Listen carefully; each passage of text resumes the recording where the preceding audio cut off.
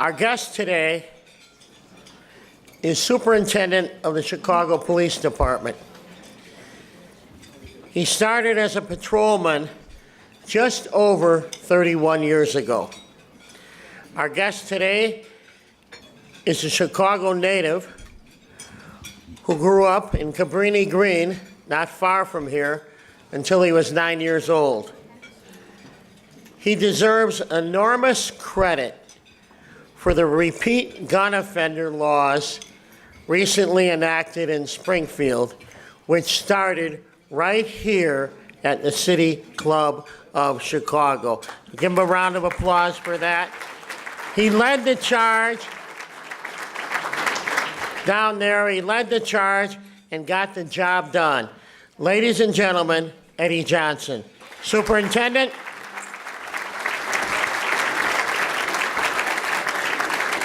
All right, so.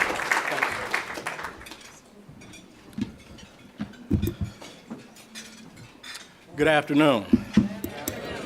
So before I get started, I just want to again personally thank Chief Saunders from Toronto and the Special Olympian. If you all don't know this, Chief Saunders and myself are kindred spirits. We both went through kidney transplant surgery about the same time, and we talk all the time, even share medications if we have to. But he's been a good friend and an advocate for CPD, and I consider him, our sister city, and consider him a real friend. So thank you, Chief.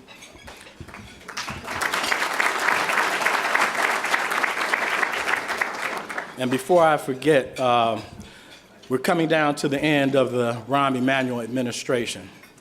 And I have to tell you all, I could not have asked for a better partner in the crime fight in the city of Chicago. That man has not failed me one time when I've asked him for resources so that we could reduce the crime. He shares the same passion that I do in terms of trying to make this city better. But behind him stands a lady that I'm just so incredibly proud of, and it just warms my heart every time I see her. She's been a champion for different charities around the city and has always stood behind myself and CPD. So let's give another round of applause to First Lady Amy Ward.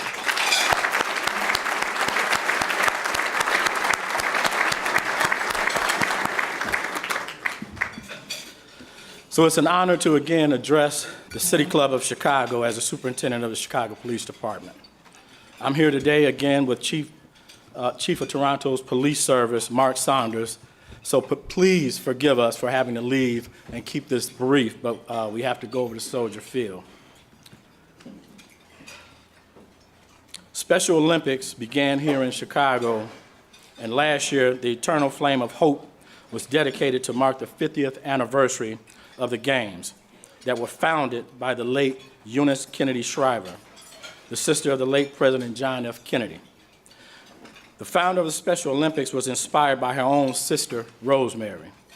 Now, this inspiration led to more than 1,000 athletes with intellectual disabilities participating in the first official Summer Games on July 20th of 1986 on Chicago's lakefront. What began as a citywide track meet evolved to the Special Olympics that we know today. Now more than 5 million children and adults now participate in these events annually. Special Olympics held its first event outside the United States in 1993. This year, more than 7,000 athletes from 170 countries participated in the 2019 Special Olympic World Games in Abu Dhabi in the United Arab Emirates. And I'm proud to say that I met several of those. I was there at the time of those Olympics and met several of those athletes, and it was just wonderful seeing them participate in the Games. Representatives from Toronto, including Chief Saunders, are visiting Chicago to light the lantern from our flame, which will then be used to light a torch that will mark their own Special Olympics event. But the dedication to Special Olympics isn't the only place where Chicago and Toronto have similarities. Both Chicago and Toronto are cities with similar sized populations on shores of the Great Lakes with Lake Ontario just to the east of Toronto and Lake Michigan to the east of Chicago. We also both work in diverse cities that are home to large, vibrant immigrant populations. And though our presidents may be very different, our two cities have so much to learn from each other.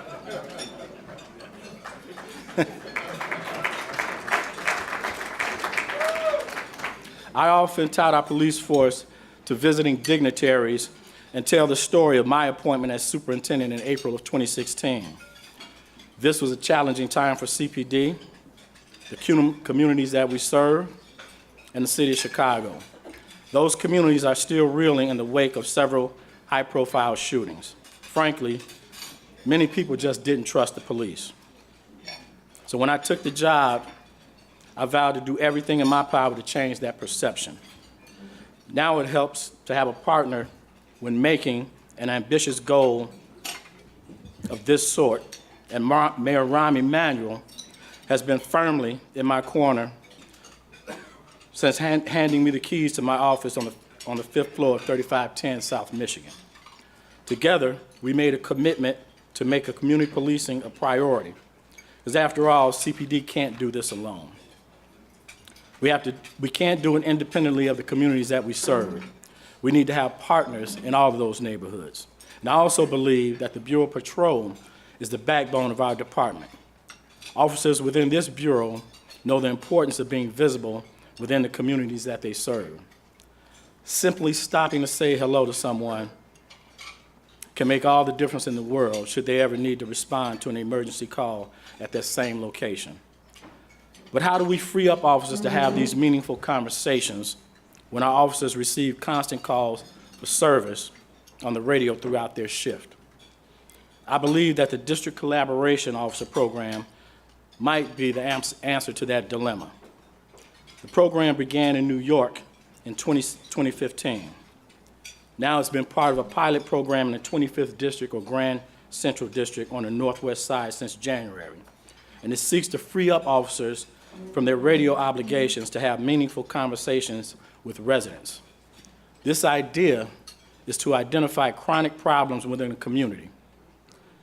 Maybe it's cars speeding near a school or a vacant house that's attracting a criminal element, or some other issue that residents are just waiting to share with an officer who's willing to take the time to listen.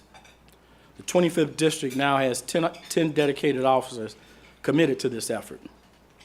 Now, when the trial run concludes, the DCO program will be evaluated by a research team at Northwestern University, and I'm eager to hear the results to see if we should expand it.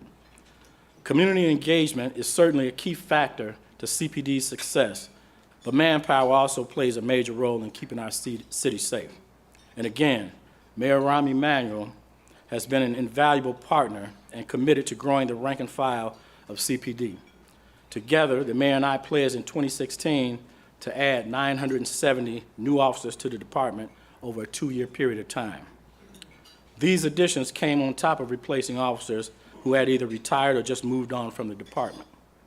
Today, I'm pleased to say that we surpassed our goal late last year, and we continue to pin badges on new officers at a brisk pace. In fact, CPD since that time has added 2,418 new recruits since January of 2017.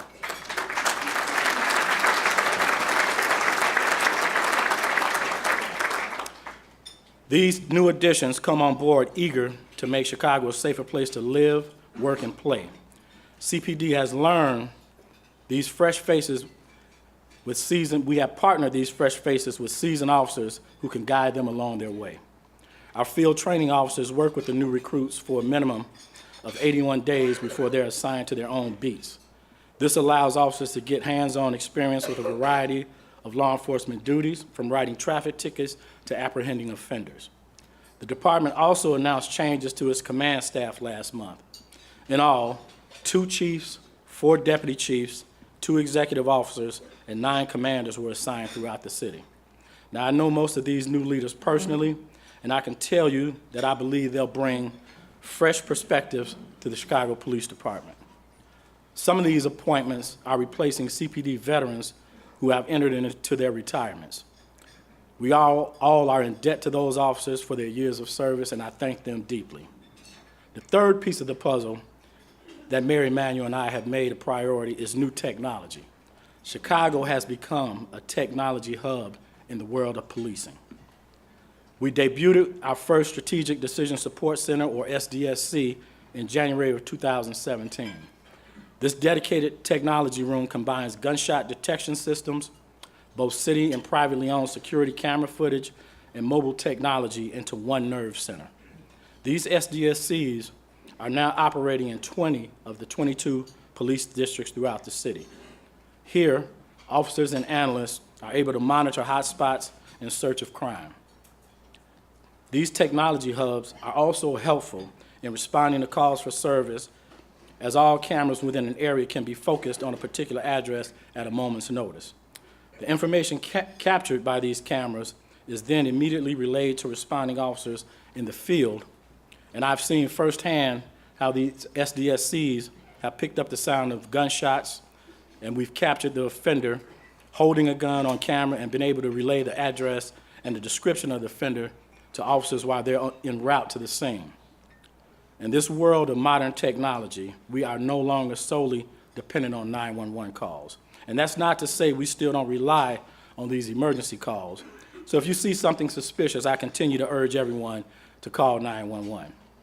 In fact, these calls have added benefits when combined with the SDSC technology. When all of this information is cross-referenced, that's how patterns begin to emerge. This allows CPD to send officers to saturate an area where we anticipate criminal activity based on previous calls for service and other qualifiers. Thus, our officers can strategically deploy so they can become a visible deterrent to that crime issue. The addition of technology, manpower, and a strong commitment to building partnerships within our neighborhoods has all helped us to turn around the situation that looked dire in the year of 2016. In fact, overall crime dropped 10% in the 2-year period between 2016 and 2018. This decline was led by a 28% drop in murders, 19% drop in robberies, and a 17% drop in burglaries citywide.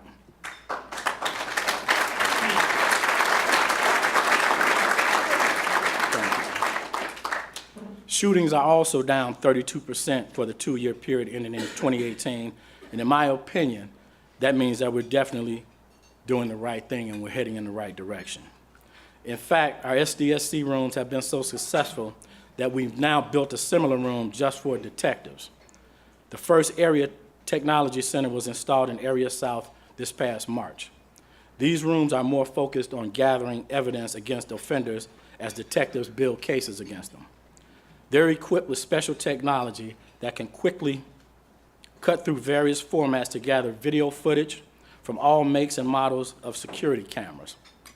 These rooms are also able to pull relevant information from an offender's cell phone within moments, regardless of the type of phone or the mobile carrier.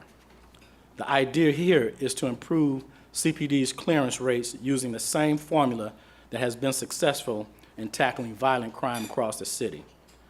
Now I can tell you, we can still do better, and we have faced some headwinds as the weather is starting to warm up in the recent weeks. CPD's summer initiative aims to address many of the concerns that arise every year during this time. I want to begin by saying that Chicago comes alive in the summertime, and we all deserve to feel safe as we enjoy the long days and the warm weather. So please, volunteer to host a block party in your neighborhood. Take a group of friends to enjoy a free concert at Millennium Park, or catch a ball game on the north or south side, or the south side.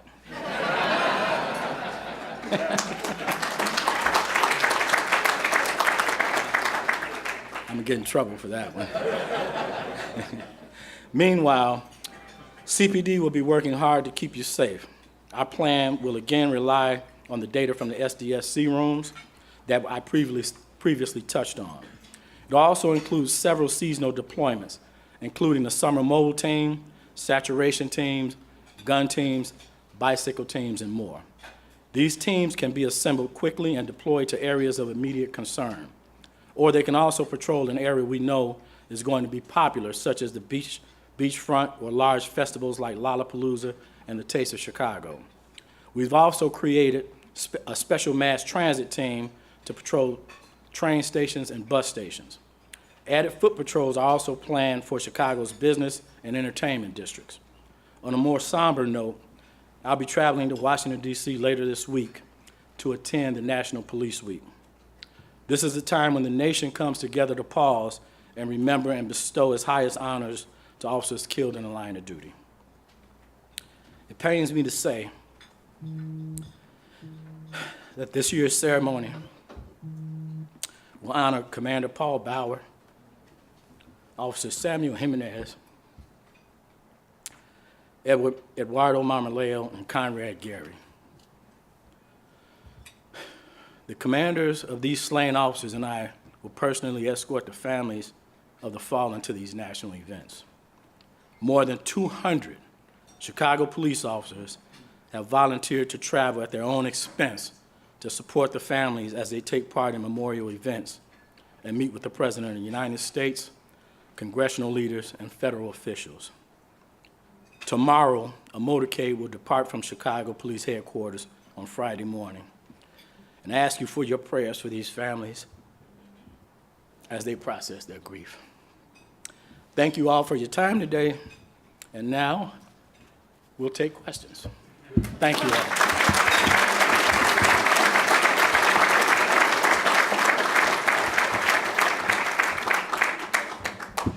Sorry about that. It's my timeline. Okay. 12:30. All right. I told you I'm a cop's kid, so I'm real obedient. And I'm trying to move along quickly. So I just talked to to Chief, and if we don't get to all the questions, you can figure out a way to ask him later. Yeah. I don't know how you're going to do that. More than but- happy to answer. So just to start off, the summer initiative, if people want more information about the summer initiative, what you all are doing, who do they contact? Where is he at? He's back there somewhere. News Director Anthony Guglielmi. But we'll be having a press conference Memorial Day weekend, and we'll really lay out the entire summer plan for you at that time. Got that? Press conference Memorial Day weekend. Okay, I'm really going to be moving fast. Dave Dwyer, not a City Club member, you need to fix that. Tax-free retirement solution. Should a police officer that knowingly writes up a CPD false arrest that is investigated and confirmed by COPA be disciplined, apologize to the arrested individual, or even be fired by CPD? Your thoughts? Yeah, look, I have zero tolerance for intentional misconduct. If a police officer intentionally falsely arrests somebody, that's not an apology situation. That's a fire, that's a termination situation. So I'm not looking for an apology. I'm looking for you to leave this job. Sabrina, is it Juntole? I was, okay, close. Your writing is excellent. We all know, it is, isn't it? Look at that. That is. We all know how difficult the job of law enforcement is today, particularly in Chicago, and you've provided amazing leadership in the city. In what ways can businesses better assist law enforcement, particularly in areas related to health and wellness? You know what, that's a great question. So listen, many of you all already partner with us in providing job opportunities, internships, and things of that nature for people in challenging areas of the city. So if you can continue to do that, that's a great help, because crime is a complex issue, but you have to address the root causes of crime. And giving them opportunities will help do that and make my job a lot easier. And just to say, when I became superintendent, I think we had maybe 14,000 summer jobs for youth, and Mary Emanuel and I talked about it, and he increased that to like 33,000. Those are the types of things that keep these kids off the street and give them something else to do. That's right.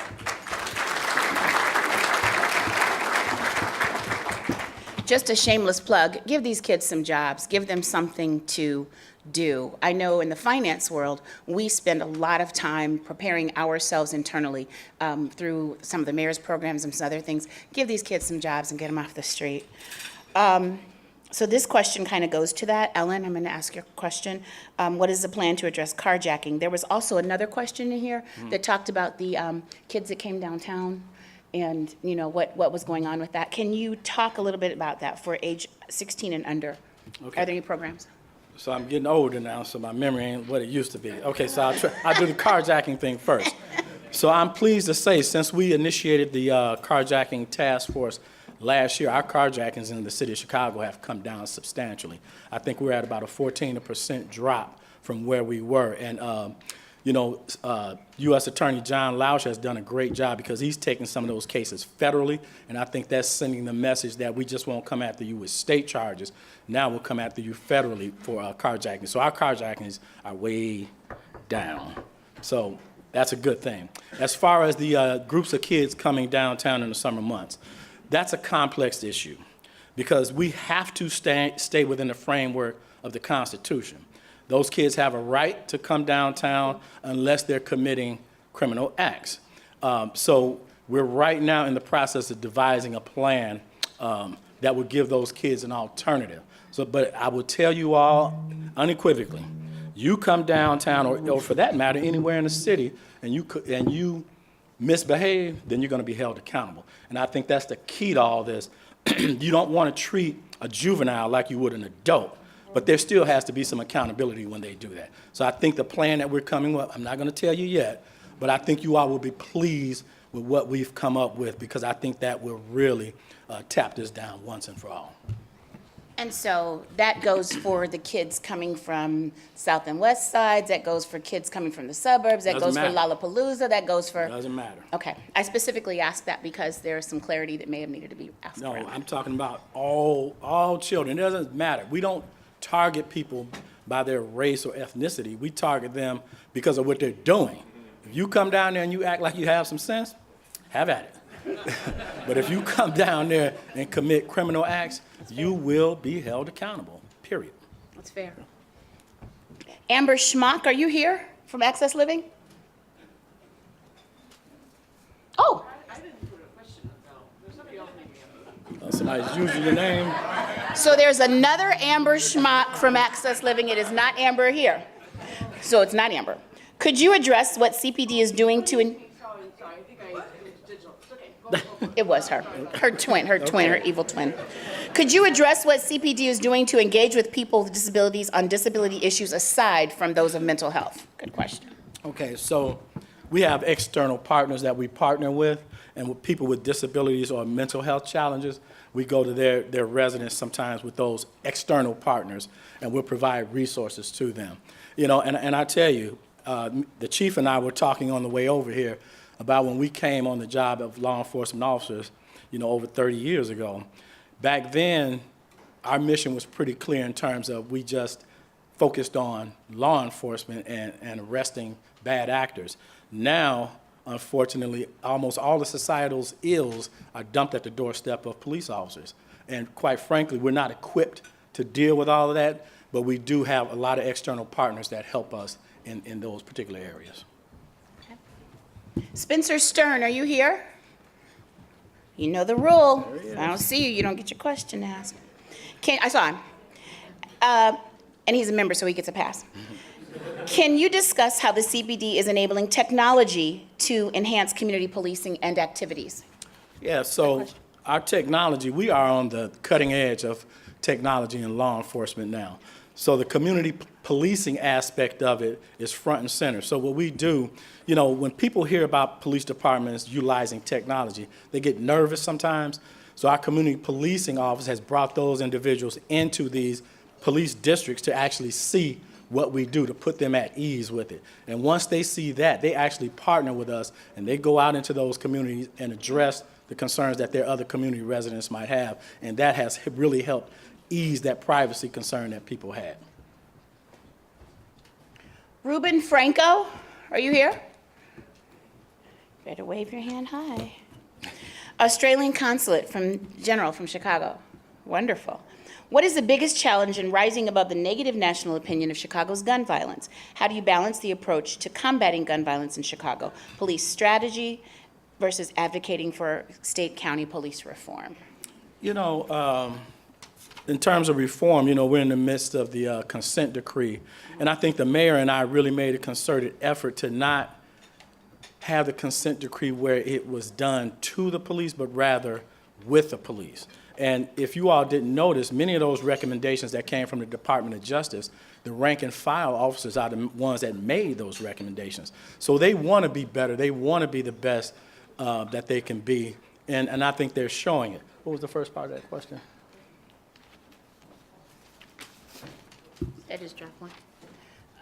How do you balance rising above the negative national opinion? So the national narrative about Chicago is frustrating for me, as I'm sure it is for a lot of you all. That narrative about Chicago being a city on fire is just not true. You know, we have pockets on the south and west sides where we have some challenging areas, of course, and we're addressing those. But I think we just have to do a better job, because when you look at Chicago per capita in terms of violent crime, we're nowhere near the top, but people don't know that. We just get so much attention because we're so big. That's why we get all that attention. There's a whole lot of cities that have more violent crime per capita than we do. But we just have to keep putting out those positive stories. You know, our violent crime in 2016 was the highest it had been in a couple of decades, and every year since then we've driven it down. You know, and that's something that I'm proud of. We're not there yet. You know, we still have a long way to go, a lot of work to do. But I just think we have to just keep putting the information, the correct information out there, because believe it or not, facts do matter.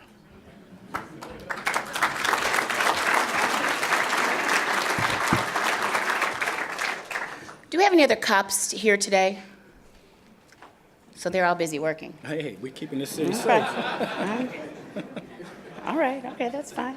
I was gonna give y'all a shout out, but you're not here. So here's two questions, and I'm sure it's a quick question. One is, how are you bringing quality and peace to the city workplaces and neighborhoods? And then the other is, and that was asked by Michael Pitstrack. And then Tracy Robinson English says, how you support the new mayor. I'm assuming the same way you're supporting this mayor, but I'm gonna let you answer that. Okay, how do I support the new mayor?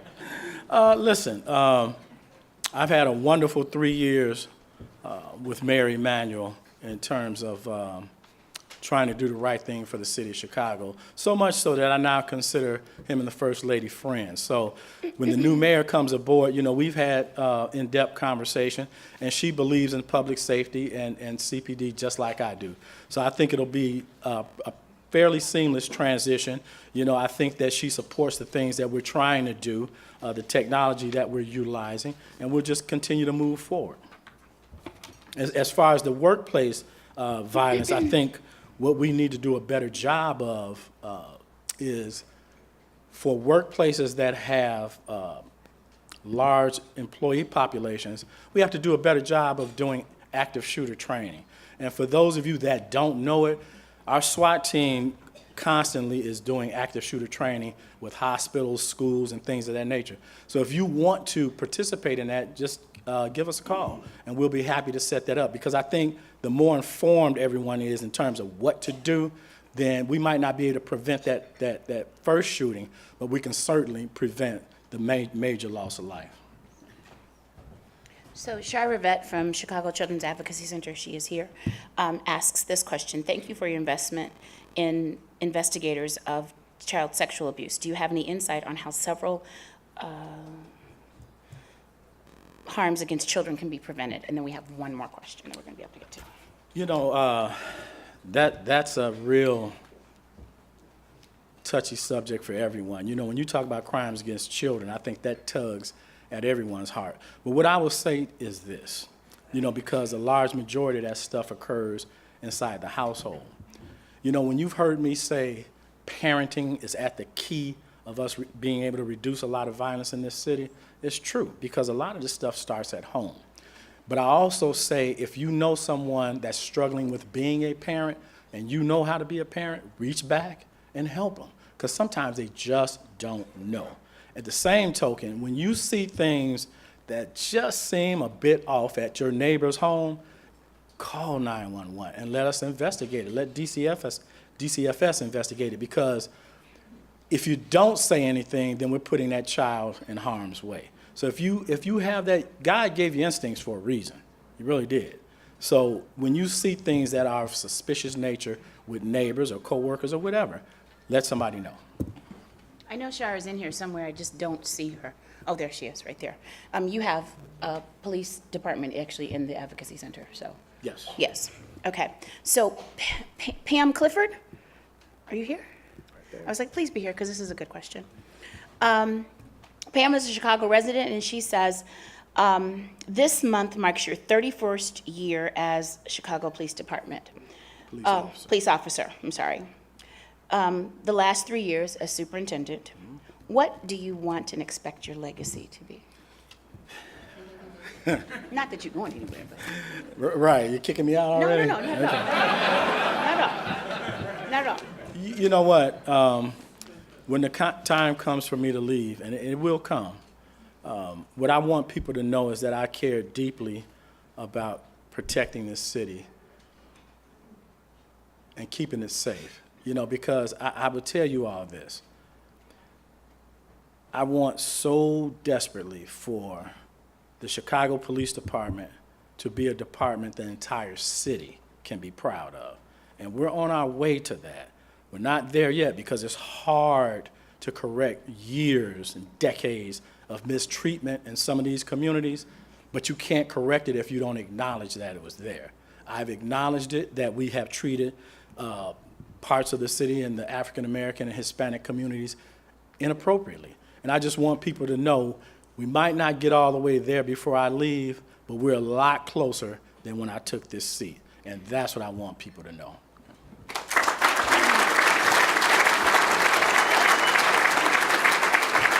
I just want you all to know that I really, really appreciate you all's support from the bottom of my heart. Jay Doherty, Tom Donovan, the City Club has been wonderful, and it gives us a platform to get things out there, the positive things that we're doing, because all we see is negative stuff. Chicago is a great city. It is. And together, we can change that narrative that people are falsely putting out there about our city. We have our challenges. We do. We acknowledge that. But we can overcome these challenges together. And when I look around this room, there are a lot of dedicated Chicagoans in this room that want nothing more but to see this city prosper and have that great look nationally that we deserve. So thank you all for having me, and again, I apologize.